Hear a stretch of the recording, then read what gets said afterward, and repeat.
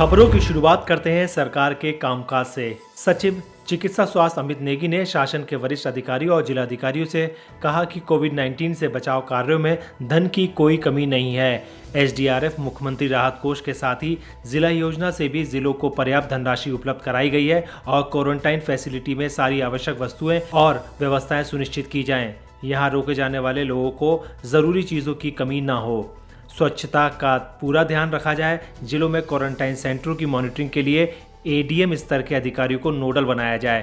Quarantine centre में क्या क्या सुविधाएं होनी चाहिए, इसकी लिस्टिंग भी कर ली जाए, जिससे लोगों को परेशानियों का सामना न करना पड़े। सचिव नेगी ने कहा कि कोविड केयर सेंटर बहुत महत्वपूर्ण है। कोशिश की जाए कि यहाँ अधिक स्थान उपलब्ध हो। रेड जोन से आने वाले लोगों को संस्थागत क्वारंटाइन किया जाना चाहिए। पर्वतीय जिलों में यथासंभव टेस्टिंग को बढ़ाया जाए। इसके लिए बूथ फैसिलिटी भी विकसित की जा सकती है। प्राइवेट अस्पतालों का भी सहयोग लिया जा सकता है। सचिव नेगी ने कहा, जितने कार्मिकों की आवश्यकता है आउटसोर्सिंग से लिए जाएं। इनमें विशेषज्ञ कार्मिकों की नियुक्ति को प्राथमिकता दी जाए। विभिन्न बिंदुओं पर डाटा संग्रहण किया जा रहा है। इस डाटा का विश्लेषण भी करें।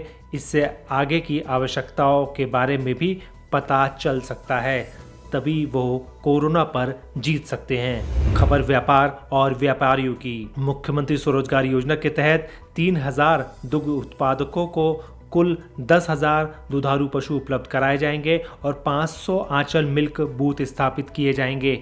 इसके तहत राज्य समेकित सहकारी विकास योजना और गंगा गाय महिला डेयरी योजना में दुधारू पशुओं को खरीदने पर 25% अनुदान और शहरी क्षेत्रों में आंचल मिल्क बूथ स्थापित करने के लिए 20% अनुदान पर ऋण उपलब्ध कराया जा रहा है। इस योजना का लाभ दुग्ध सहकारी समिति के सदस्यों को ही दिया जाएगा। जो व्यक्ति वर्तमान में दुग्ध सहकारी समिति का सदस्य न हो परंतु सदस्य बनने का इच्छुक हो, उन्हें भी योजना के अंतर्गत लाभान्वित किया जाएगा।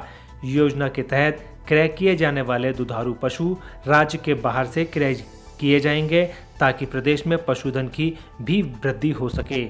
योजना का लाभ लेने के लिए 1 जून से 15 जुलाई 2020 तक प्रबंधक दुग्ध संघ कार्यालय में आवेदन किया जा सकता है। अब खबर कोरोना की ढाई चाल की। राज्य में कोरोना वायरस के मामले दिन प्रतिदिन बढ़ते जा रहे हैं, जिसके चलते आज भी उत्तराखंड में कोरोना के 65 नए केस सामने आए हैं।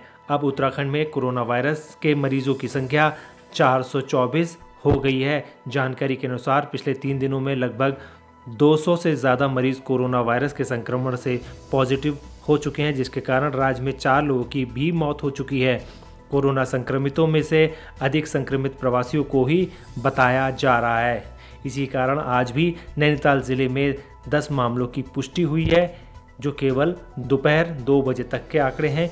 इनमें से एक व्यक्ति कालाडूंगी, बाकी 9 मरीज रामनगर के निवासी हैं। जानकारी के अनुसार सभी लोग दिल्ली से हल्द्वानी आए थे। साथ ही पिथौरागढ़ में भी 13 लोग के बाहर से आने की सूचना मिली है। इसके अलावा उसमें 14 मामले सामने आए हैं।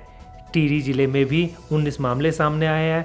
यहाँ भी सभी लोग मुंबई से लौटे हैं। सूचना के अनुसार हरिद्वार में 12 केस पॉजिटिव पाए गए हैं, जिसमें एक 9 साल के बच्चे की रिपोर्ट भी पॉजिटिव आई है। साथ ही 2 लोगों की रिपोर्ट उधम सिंह नगर में भी पॉजिटिव आई है। ये दोनों युवक हरिद्वार से रुद्रपुर आए थे। अल्मोड़ा और देहरादून में भी 3 केस पॉजिटिव पाए गए हैं। अब खबर जनता जनार्दन की। कुमायूं आयुक्त अरविंद सिंह हयांकी ने बुधवार को अपना पदभार ग्रहण कर लिया। उन्होंने कहा, कोरोना वायरस के कारण आज दुनिया में कई देशों के लोग प्रभावित हुए हैं, जिस कारण परिस्थितियां काफ़ी खराब हो चुकी हैं। इन परिस्थितियों में हमें अपने नागरिकों को कोरोना के खतरे से बचाना प्राथमिकता में है।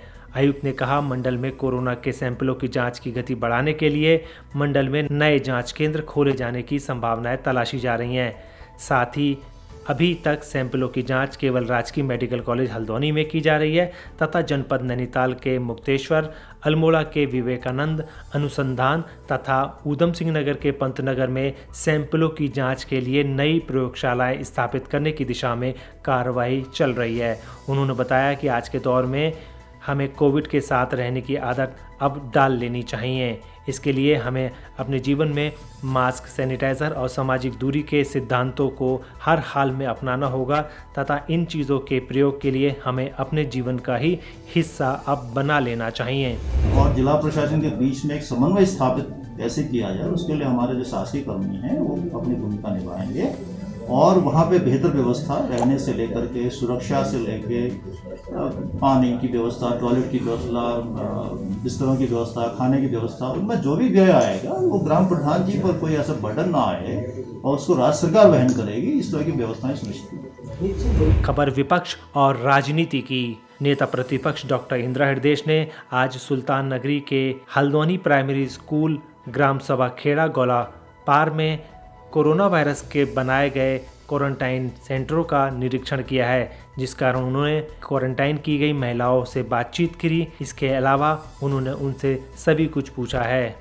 उन्होंने कहा कि सुरक्षा की कोई खास व्यवस्था न हो पाने के कारण महिलाओं में खास तौर पर रात में डर का माहौल व्याप्त है। क्वारंटाइन केंद्रों में मौजूद पुरुष का भी यही कहना है कि ग्राम प्रधानों द्वारा सुरक्षा की कोई भी व्यवस्था नहीं की जा रही है। इस तरीके के आरोप लगातार विपक्ष और नेता प्रतिपक्ष द्वारा लगाए जा रहे हैं। महिला थी और उन्हें ग्राम प्रधान लोग बाकायदा सुबह शाम खाना भी दे रहे हैं, चाय भी दे रहे हैं। मैंने डिस्ट्रिक्ट मजिस्ट्रेट से पूछा कि उनकी सुरक्षा की क्या दिक्कत है। बोले छोटे सेंटर के लिए इतनी पुलिस हम पर नहीं डिप्लॉय करें, हम ये काम पटवारियों को सौंपेंगे, उन्हीं को सौंप रहे हैं। और साथ में उन्होंने पैसे को कैसे वितरित करेंगे ये भी बताया।